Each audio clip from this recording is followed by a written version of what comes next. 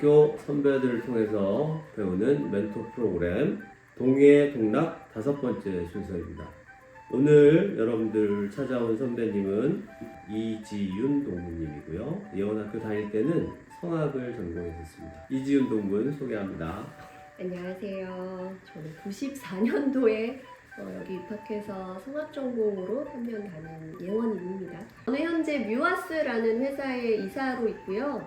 5명 저희 있는 스타트업 기업이고 한 사람을 제외하고 다 예원입니다. 피아니스트인 친구가 회사를 만들었고 성악 전공인 친구가 저랑 또 다른 친구 2명이 들어가서 지금 작업하고 있고 미술과 친구가 저희 브랜딩 디자인 도와주면서 같이 들어와 있고요.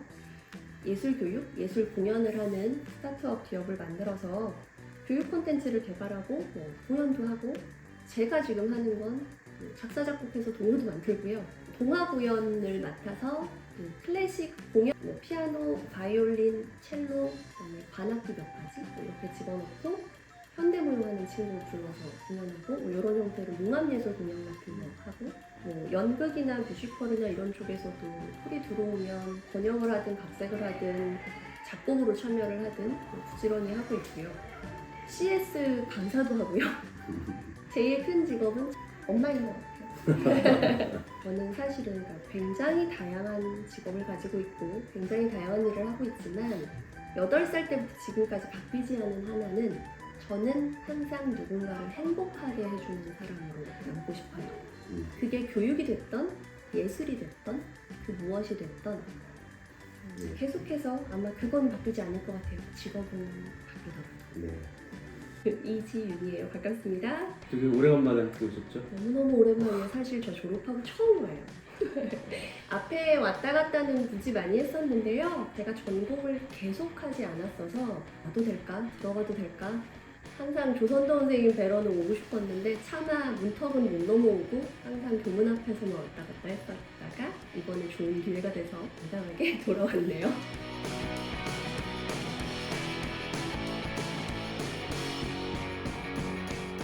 자, 이지윤 선배 환영하고요. 아무래도 이지윤 동문 이야기를 하게 되면 이 노래로 이야기를 풀어가게 되는 것 같습니다. 김미기 선생의 4집에 실려있는 백구라는 노래 한번 잠깐 들어보고 이야기 이어나가겠습니다.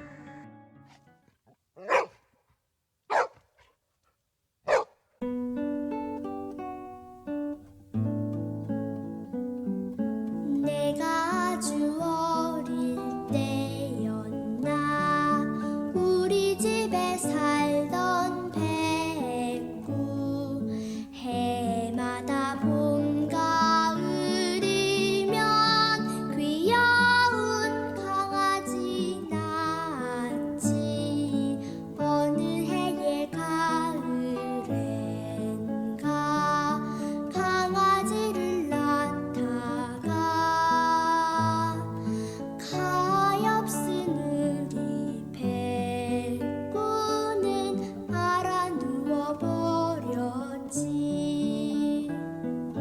나하고 아빠 둘이서 백구를 품에 안고 학교 앞에 동물병원에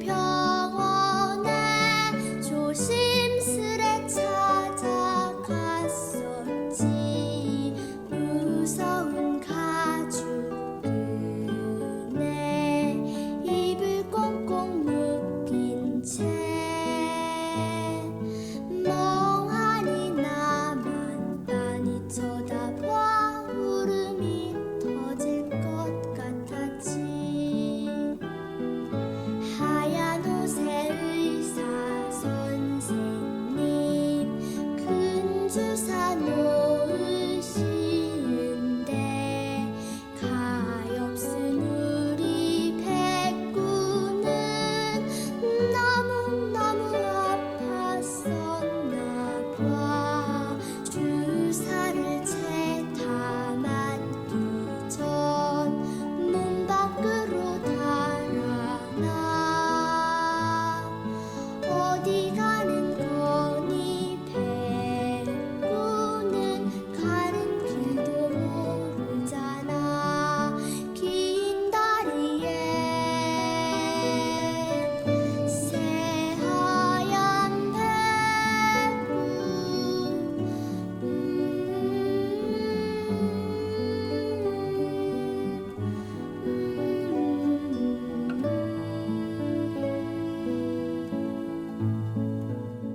김민기 선생은 서울대학교 미술대학교에서 미술을 전공하신 분인데 학교에서 전공한 것과는 다르게 우리나라 대중음악과 우리나라 연극, 뮤지컬의 역사에서 큰 획을 그으신 분입니다. 특히 우리나라 대중가요 가사에 철학적인 깨달음이나 사회적인 메시지를 담을 수 있다는 가능성을 열어주신 분이고 아침이슬 대표적인 노래죠. 이런 걸로 유명하신 분인데 어떻게 김민기 선생하고 인연이 되어서 앨범에 참여하게 됐는지 예원학교 오기 전 초등학교 시절 이야기 좀 해주시기 바랍니다.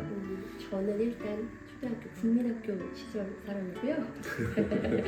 저는 국민학교 1학년 때 노래를 시작을 했었고요. 친구 사귀려는 목적으로 시작했다가 좀 콩쿨들 나가고 이러면서 2학년 때부터 동요 음반 수입을 많이 했었고요. 여러분이 지금도 아시는 열린음악회 종종 나가서 출연했었고요. 노래 쪽 경력을 쌓던 중에 김민기 선생님께서 콜을 주신 거예요. 저를 아주 어렸을 때부터 계속 봐오던 저희 아버지 후배시기도 하고요. 연극을 그때 같이 아버지랑 하셨었어요. 저희 아버지는 취미로 연극을 하신 분이지만 계속해서 대학로에서 영향이 있던 분이셨고 저도 어릴 때부터 그래서 합전이라는 공간을 드나들면서 계속 제가 노래하는 거 처음부터 지켜보셨었고 그러던 중에 나한테 백구라는 곡이 하나 있는데 어린아이가 원래는 부르는 게 더 맞을 것 같은 아예 그 나이에 맞는 친구가 불러봤으면 좋겠다 하고 콜을 주셔서 아주 기쁘게 참여를 했었죠. 그래서 백구 이외에도 천리길이라는 게 한동안 SK 쪽에서 CF 음악으로 많이 썼었고 그때 같이 참여해서 백구라는 노래를 부르고 지금까지도 감사하게 많은 분들이 기억해 주셔서 이렇게 지금 조선도 선생님께서도 불러주셨지. 학교 문을 지켜주시는 할아버지한테 달려가 우리 백구 못 봤느냐고 다급하게 물어봤더니 웬 하얀 개가 와서 쓰다듬어 달라길래 머리털을 쓸어줬더니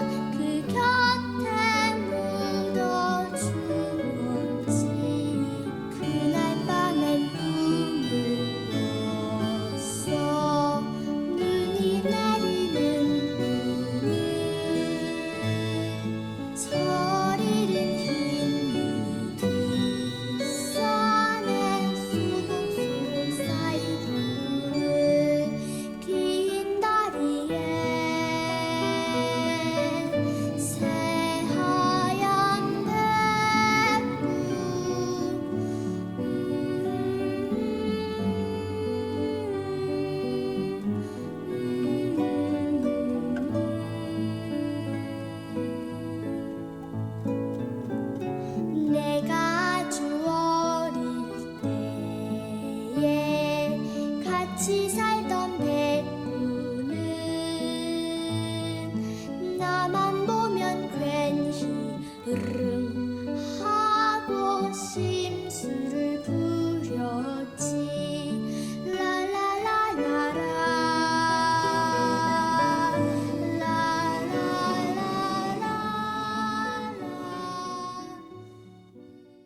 초등학교 시절에 각종 동요대회 수상 등을 통해서 노래에 소질이 있다는 걸 깨닫고 우리 학교에 오게 된 것 같아요. 자, 이제는 예원학교 생활 얘기를 좀 해보죠. 5학년 때 MBC 창작동요제 수상하면 생각했던 게 노래를 하면 나도 행복하지만 가족들, 친척들 다 좋아하고 처음 보는 사람들도 기뻐하는 모습을 보면서 아, 내가 노래로 이렇게 사람들을 행복하게 만들면서 계속 살 수 있으면 좋겠다라는 생각을 했었어요. 그래서 그걸 말씀을 드렸더니 저희 어머니께서 그럼 예원을 한번 가보는 게 어떻겠느냐.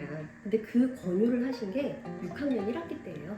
그래서 사실 주변에서 다 불가능하다. 예원을 준비를 하는 친구들이 얼마나 많은데 저 때는 문제은행이라는 걸 여름방학 내내 몇 번씩 풀어가면서 준비해서 다행히 잘 들어왔고 이제 드디어 제대로 배울 수 있겠구나. 동요가 아니고 성악으로 바뀌었잖아요.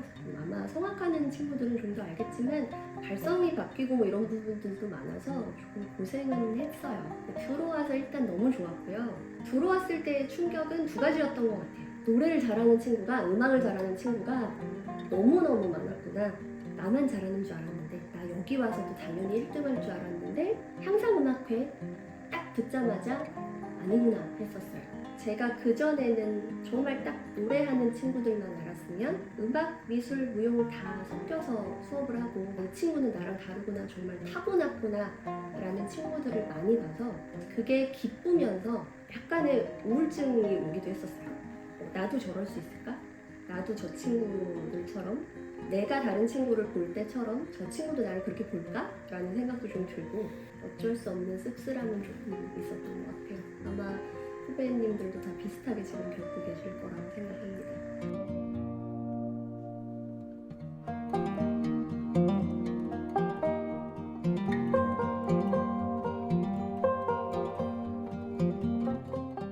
나보다 훌륭하다고 느껴지는 친구를 만난다는 것은 인생에서 다시 없는 행운이자 헤어나올 수 없는 고통이기도 하지. 네. 우리 학교 학생들이 이제 뭐 전공, 학과 공부 다 바쁜데요.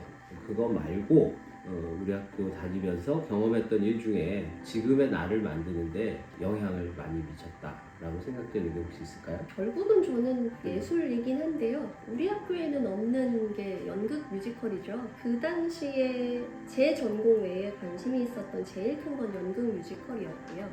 연극을 봐도 여러분 배경에 음악이 항상 깔리고요. 연극이라는 작업을 하는 데는 정말 종합예술이라서 연극할 때 움직임지도 무용 전공하시는 분들이 하시고 무대 세트 만들 때 대부분 다 미술 전공하시는 분들이 하세요. 저는 실제로 나중에 현장 작업할 때도 알고 보니 예원 선배님, 알고 보니 예원 후배님 이랬던 경우 굉장히 많아요.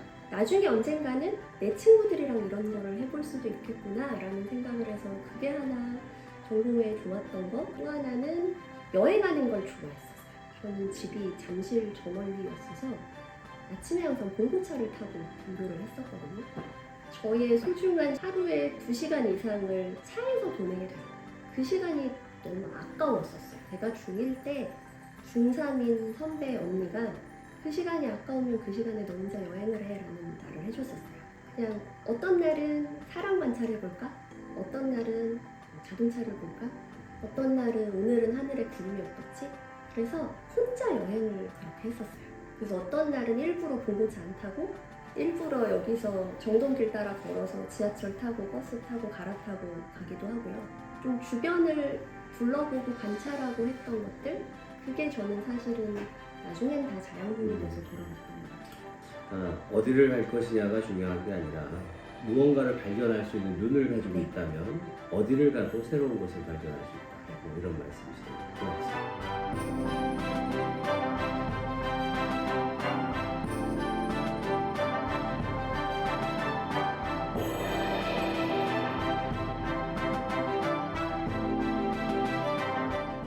어떻게 보면 오늘 질문 중에서 가장 중요한 질문이 몇 가지 나올 것 같은데요. 전공자로서 살아가는 삶은 순탄했는지, 옛날이나 지금이나 예술가의 길을 걸어가면서 겪는 어려움, 또 그것을 어떻게 극복하려고 노력하고 계시는지 뭐 그런 말씀을 좀 해주시기 바랍니다. 정말 순탄하게 살았습니다라고 말할 수 있는 사람은 저는 한 분도 안 계실 것 같아요. 저는 전공을 중간에 하지 않았어요. 저는 예원학교에서는 성악을 하면 어쨌든 실기 등수 늘 1, 2, 3등이었어요. 그래서 예고를 가는 게 너무나 당연했었고, 예고에 가서 첫 학기에 시험을 딱 봤는데 5등 했어요. 그럼 사실은 나쁜 성적이 아닌데 저는 좀 충격이었어요. 내 앞에 더 생겼어? 새로 들어온 건 누구지? 그래도 괜찮아. 뭐 1등은 아니지만 아직까지 오페라를 그만둘 정도는 아님 해서 계속 했는데, 점점 성적이 정말 뚝뚝뚝뚝 떨어져서 제가 2학년 2학기 때 마지막 실기시험에 전체 28명 성악가 중에 28등 했어요. 사실 고1 2학기 때부터 권유는 받았었어요. 전공을 바꿔보면 어떨까. 그 당시는 오페라는 무조건 마이크를 쓰지 않았기 때문에 너의 소리는 너무 예쁜데 성량이 너무 작아. 그러니 안 될 것 같아. 그래도 저는 노래할 거예요 하고 버텼다가 이제 그렇게 28등을 하고 나니까 소위 원하는 대학교는 전혀 갈 수 없는 등수. 그때는 서울대, 연대, 이대를 못 가면 큰일 나는 줄 알았어요. 그래서 그래, 전공을 바꾸자. 전공 바꿔서 음악이론으로 진학하고 나서 복수 전공을 하든 거기 가서 또 전과를 하면 되지. 해서 성악을 그만두고 이론 전공을 열심히 준비를 해서 다시 피아노 치고 뭐 공부하고 했었는데 대학교를 떨어졌고, 재수를 해서도 서울대, 연대를 결국 못 갔어요. 그래도 재수할 때는 교차 지원이라는 제도가 그때는 있었어서 저는 예체능으로 수능을 봤지만 인문계나 자연계로 바꿔서 갈 수 있는 기회가 있었어요. 제가 제 초이스에서 가장 좋은 데가 홍익대학교 영어인문학과였었고, 그래서 거기를 백업으로 넣어놨고 홍대 영어영문과에 들어갔어요. 이제 2번 다시 음악을 안 할 거고 나는 영어를 할 거예요. 음악을 듣는 것도 안 했어요. 특히나 클래식 쪽은 쳐다도 안 보고, 또 실제 그래서 꿈이 아예 영어 교사로 완전히 바뀌었었어요. 그랬다가 교직이수를 해보고 교생 실습을 나가보니 못하겠더라고요. 하지만 제가 원하는 만큼을 학생들한테 해주려면 잠을 하루에 4시간도 못 자더라고요. 그래서 이거는 내 체력으로 버틸 수 있는 게 아니구나 싶어서 선생님도 못하겠다 해서 접었어요. 그러고 나니까 그럼 나 이제 뭐 하지? 제가 이때 계속 안 놓고 취미로 가져갔던 게 연극이었거든요. 영어를 하니까 그러면 아는 선생님들한테 말씀드리고 내가 번역을 하자. 저 그래서 번역하는 걸로 대학로 작품 처음 했고요. 캔터베리 이야기라는 거를 번역을 하고 이제 계속 연극 쪽 작업을 했어요. 듣기에서 예원예고 선배님들을 계속 만나는 거예요. 거기에서 선배님들이 이제 좋은 얘기를 많이 해주신 거죠. 그렇게 충분히 방황할 수 있고 하기 싫었을 수 있고 나도 그랬었음. 근데 그러면 아마 결국 그대는 돌아올 거임. 그러다가 전 어디 가서 당당하게 말하는 제 인생 뮤지컬 노트르담 드 파리라는 작품을 처음으로 만났고, 프랑스 뮤지컬이라서 아마 보신 분들은 아시겠지만 거긴 철저하게 갈려요. 춤추는 사람은 댄서들은 춤만 추고요. 그리고 노래도 딱 정말 노래를 정말 잘해야 되는. 그래서 이 사람들의 움직임은 최소화하고, 아크로바틱하는 친구 따로 있고, 미술 쪽도 정말 전문화된 아예 이렇게 조각 모드 만들어져서 들어오고, 약간 충격이고, 이런 작품을 안에서 스텝으로 일할 수 있으면 정말 돈을 한 푼도 안 받아도 할 수 있겠다. 거기를 휴학계를 내고 작품을 들어갔고, 그때 거기에서 다시 음악으로 돌아오는 포인트가 생겼어요. 저를 뽑으신 회사 대표님이 첫 마디가 그거셨어요. 예고 나왔네요. 프로필 보니까 서울예고, 예원예고, 성악이에요. 그러면 악보 볼 줄 알죠. 피아노 칠 수 있죠. 우리 지금 그게 필요해요. 그래서 이게 무슨 얘기인가 하고 그때 들어가 보니, 지금도 그렇습니다만 뮤지컬 쪽은 악보를 못 보는 배우들이 상당히 많아요. 그냥 다 듣고 따라 부르는 형태가 아직도 많거든요. 그러다 보니까 연습이 안 돼서 그걸 조연출이 할 줄 아는 사람이 들어와 진행을 해주면 좋겠다. 네, 그때 다시 음악을 하게 되고, 내가 사실은 여기에 재능이 있었지 라는 것과 함께 다시 좀 행복해졌었어요. 꼭 내가 연주자로 서지 않아도 저렇게 무대에 올라가는 사람들을 도와주는 역할만으로도 내가 꿈꿨던 음악으로 세상을 행복하게 하겠다라는 건 이거를 해도 할 수 있겠다라는 생각이 들어서 야구라는 스포츠가 반드시 가출을 해야 되죠. 그리고 온갖 고생을 하다가 다시 집으로 되돌아와야 되는 그렇죠. 게임인데 물론 이제 쉽게 되돌아오는 방법은 홈런을 한 방 치면 되는데 그런 경우는 되게 어렵고 정말 온갖 고생을 해가지고 홈으로 다시 돌아오게 되는데 처음에 나갈 때 그 친구가 집으로 돌아오지만 집으로 돌아오는 그 친구는 나갈 때 그 친구보다 훨씬 더 크고 깊어져서 돌아오는 거 아닌가.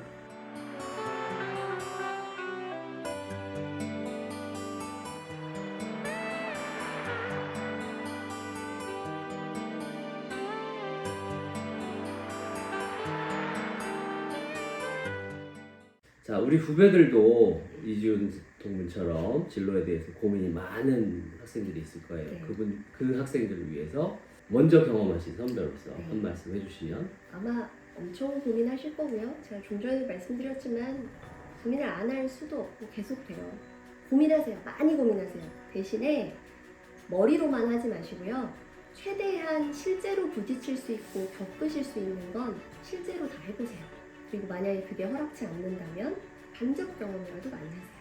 일단 해봐야 내 길인지 아닌지 알 수 있어요. 여러분이 예원에 들어와서 와보니 나보다 잘난 친구들이 많았음. 혹은 별론 줄 알았는데 와보니까 잘해. 그것도 겪어봤기 때문에 아는 거잖아요. 똑같아요. 다른 것도 해보세요. 결국은 했기 때문에 나의 경험이거든요. 그러면 그게 어느 순간 돌아와요. 지금 당장은 모르지만 5년 지나고 10년 지나고 다 돌고 나면 이러려고 이렇게 먼 길을 돌아왔구나, 내가 이러려고 그때 힘들었구나 라는 생각을 분명히 하게 될 거예요. 후회를 하시더라도 하고 상처받는 게 하지 않고 후회하는 것보다 훨씬 낫습니다.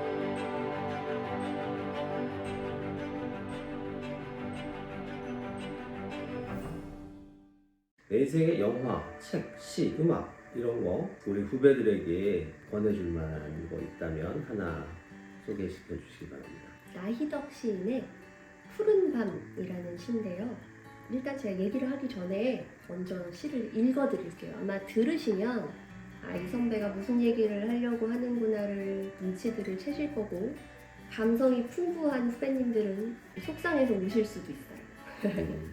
자, 일단 읽어드릴게요. 나희덕 시인의 푸른 밤입니다. 너에게로 가지 않으려고 미친 듯 걸었던 그 무수한 길도 실은 내게로 향한 것이었다.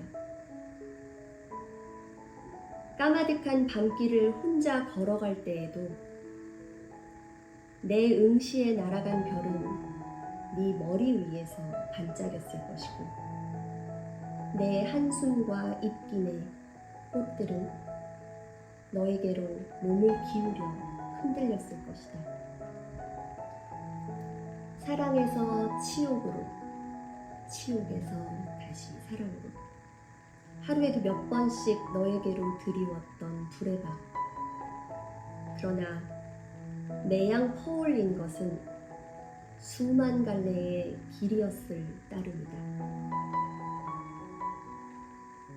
은하수의 한 별이 또 하나의 별을 찾아가는 그 수만의 길을 나는 걷고 있는 것이다. 나의 생애는 모든 지름길을 돌아서 너에게로 난 하나의 애움길이었다.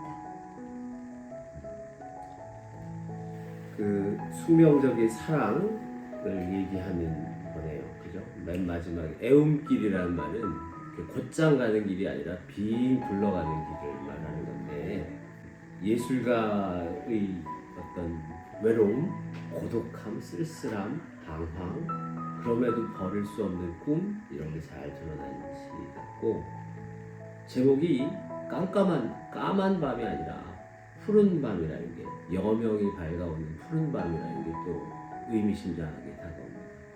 이지훈 동문이 걸어왔던 그 청춘의 이야기가 나희덕 시인을 통해서 대신 유래해진 거 아닌가 이런 생각이 드네요. 네. 후배들에게 어떤 말씀을 하고 싶은 건지 충분히 전해졌을 거라고 믿습니다. 네.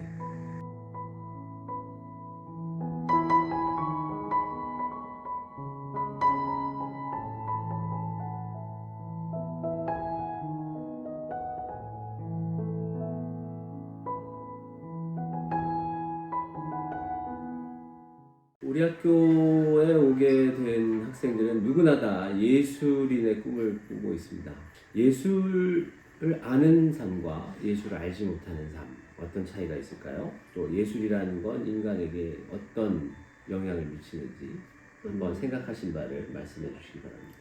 저는 질문 많이 받아요. 아마 후배님들도 그러실 텐데 저는 그렇게 이야기해요. 밥만 먹고 살 수는 없어요. 밥을 먹지 않으면 우리 육체는 견딜 수 없습니다. 그거랑 똑같이 정신적으로 예술을 모르면 우리 정신이 우리 마음이 견딜 힘이 없습니다. 늘상 그렇게 말씀드려요. 마음 밥도 먹여주세요. 우리는 마음의 밥을 먹여주는 사람들입니다. 종종 공격을 당해요. 예술은 사치품이고 돈 있는 사람들이 하는 유희라는 이야기도 종종 들어요. 그런데 거기에 늘 제가 이야기하는 건 분명히 사치품으로 예술을 쓰는 사람도 존재해요. 그렇지만 예술을 하는 우리에게는 예술은 사치가 아니고 일상이고요.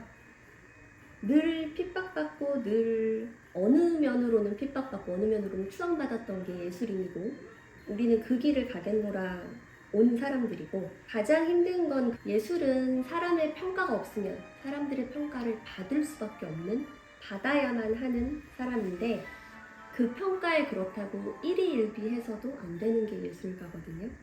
그래서 힘들 수밖에 없는 게 우리의 운명이에요. 그렇지만 아직까지도 과학자들이 밝혀내지 못하는 도대체 돈도 잘 못 버는데 저 예술을 하는 사람들은 왜 이렇게 직업 만족도가 높고 왜 이렇게 삶에 대한 행복도가 높은가? 저는 그게 그 이유인 것 같아요. 우리는 다른 사람들보다 마음밥을 충분히 먹어서요. 여러분이 충분히 드시고 여러분의 주변 사람들, 여러분이 아는 분들한테 많이 나누어 주셨으면 좋겠습니다. 실제로 예술인이라고 하면서 예술가답지 못하게 사는 사람도 있고 네. 예술가는 아니지만 인생 자체가 예술 같은 그렇죠. 사람이 될 수 있는데 일단 우리는 모두 다 우리 인생 자체가 아름다운 예술이 될 수 있는 사람이 됐으면 좋겠습니다. 네.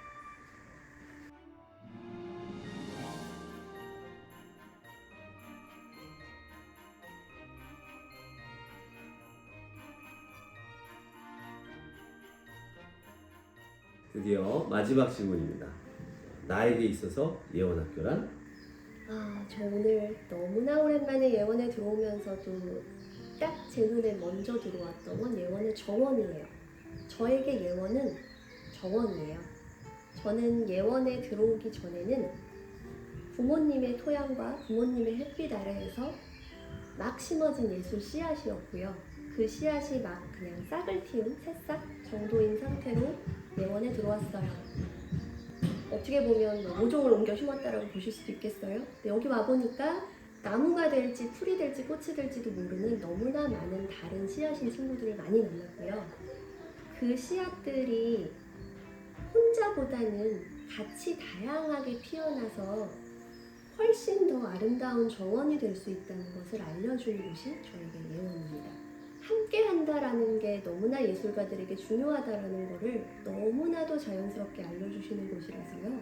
저한테는 여전히 예원은 가장 세상에서 아름다운 정원입니다.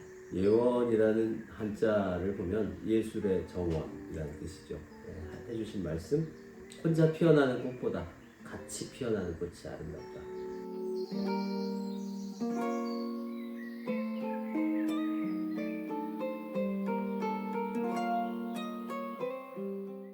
후배님들 긴 시간 동안 이야기 들어주셔서 아주 고맙습니다. 마지막으로 한 가지 말씀을 더 드릴게요. 자, 지금 바로 옆에 있는 친구 한번 보시고요. 내 앞에 내 뒤에 있는 친구들 얼굴 한 번씩 보세요. 혹은 내 베스트 프렌드는 옆반에 있다? 그 친구 생각하셔도 좋아요. 자, 여러분이 평생 가지고 갈 가장 큰 재산은 친구입니다. 이 친구들과 함께 예원이라는 정원 안에서 마음껏 즐겁게 시간을 보내시고 행복하세요. 그리고 그 행복을 다른 사람들에게도 나누어 줄 수 있는 예술인 예원이 되었으면 좋겠습니다. 고맙습니다.